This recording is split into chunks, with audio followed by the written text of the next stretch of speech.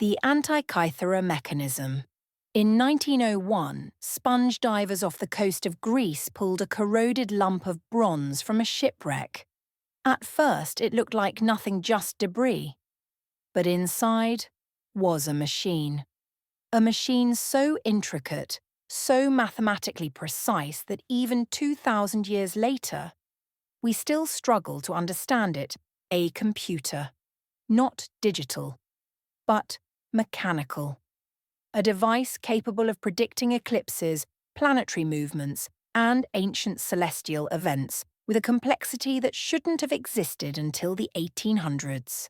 And yet, it was built around 100 BC, a machine 1,000 years too early. Imagine what would have happened if this invention had spread, if ancient engineers had built upon it, if the design had survived, instead of sinking into the sea. Maybe the Renaissance would have come centuries earlier. Maybe astronomy, navigation, even industry would have accelerated beyond anything we recognize, but instead, the ancient world lost it, forgot it, buried it under sand and war and time. Humanity rarely advances in a straight line. Sometimes, the future arrives early, and no one notices. The 1890s electric revolution today, electric cars feel like a modern breakthrough. Clean, efficient, innovative. But the strange truth is, we almost lived in an electric world from the very beginning. In the late 1800s, electric cars were everywhere. Quiet carriages gliding through cities, charged in public stations, driven by women, doctors, businessmen, long before gasoline took over. And for a moment, electricity was winning. It was cleaner, simpler, more practical. But then, convenience and power won. Gasoline engines were louder, dirtier, but cheaper. They travelled farther. They made millionaires. They aligned with the interests of oil barons and industrial tycoons. So the electric dream dimmed. Imagine if it hadn't. Imagine cities without smog. A 20th century without oil wars. A climate that never reached crisis. A transportation world shaped by silence instead of combustion. But history shifted, not because the technology failed, but because we preferred the option that made the world noisier. The 1904 pandemic's filter mask. In 1904, a forgotten doctor named Wu Lien-te designed something simple, a mask. A multi-layered fiber mask capable of filtering deadly airborne particles. He used it to stop a plague outbreak in Manchuria. And it worked. It saved thousands. But the world dismissed him, mocked him, ignored him. When the Spanish flu hit 14 years later, the design existed, but countries never adopted it, never mass-produced it, never believed in it until millions died. Imagine if this forgotten invention had become standard. Imagine if every hospital, every city, every home had adopted the mask decades earlier. History would look different. Pandemics might have been contained. Generations saved from grief they could not escape. Sometimes an invention is lost, not because it's too advanced, but because no one takes it seriously until it's too late. Nikola Tesla's wireless power tower. Tesla didn't just dream of electricity, he dreamed of free electricity. Power untethered from wires, sent through the air like radio waves. In 1901, he built Wardenclyffe Tower, a massive structure designed to transmit energy across continents. He wasn't trying to sell electricity, he wanted to give it away. And that was the problem. Investors withdrew the moment they realized the power couldn't be controlled, metered, monetized. So the tower died. His research was lost.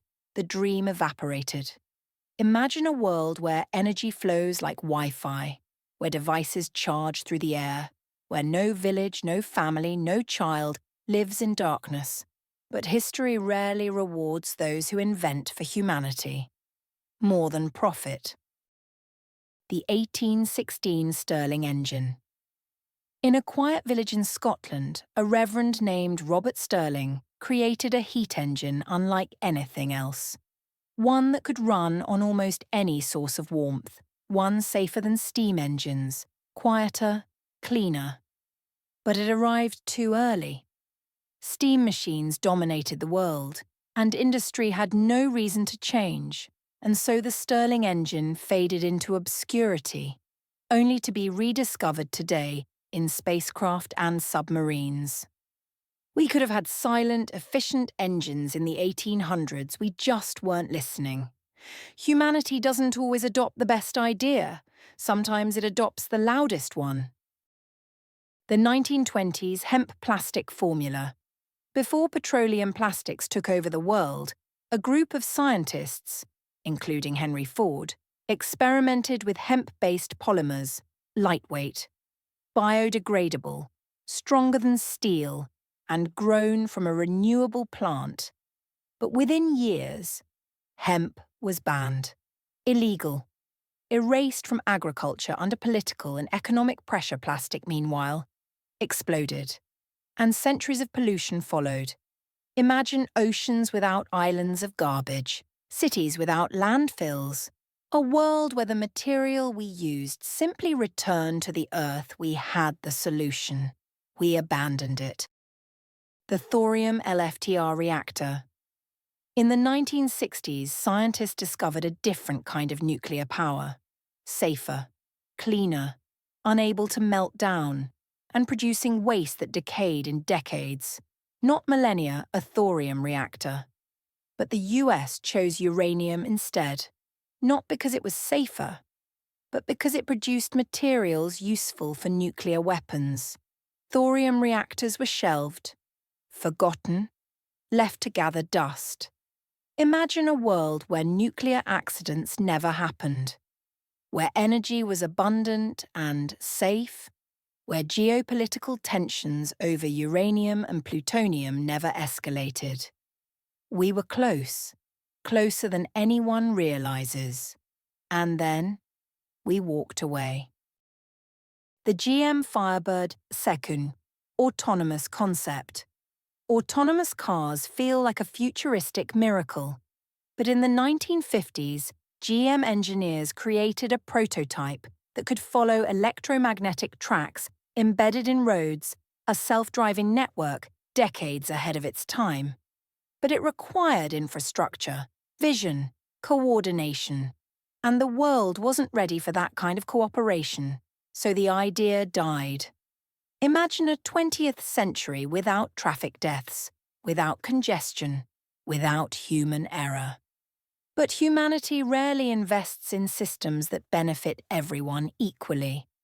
We choose convenience over coordination, one city at a time, one company at a time, never together. The Baghdad Battery. In 1936, archaeologists uncovered clay pots in Iraq. Inside, copper cylinders and iron rods.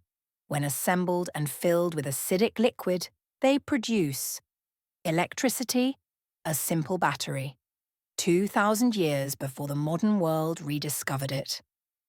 No one knows what they were used for. Electroplating, spiritual rituals, or something we can't even imagine. What's unsettling is not the invention itself, but the idea that humans understood electricity, even briefly, long before we think they did. Knowledge isn't always linear. Sometimes civilizations remember things, then forget them, then rediscover them centuries later as if it were brand new. History is not a ladder, it's a spiral. Royal Rife's frequency device. In the 1930s, Royal Rife created a device that he claimed could target diseases using specific electromagnetic frequencies. Some early case studies suggested success. Doctors reported unusual recoveries. Cancer cells shattered under controlled observation. But the technology was controversial. It challenged conventional medicine. It threatened powerful industries. And in time, it was discredited, suppressed, and forgotten. Was it a miracle? A misunderstanding? A threat? We will never know, because the research was buried before the truth could be tested. Sometimes forgotten inventions aren't just abandoned, they're silenced.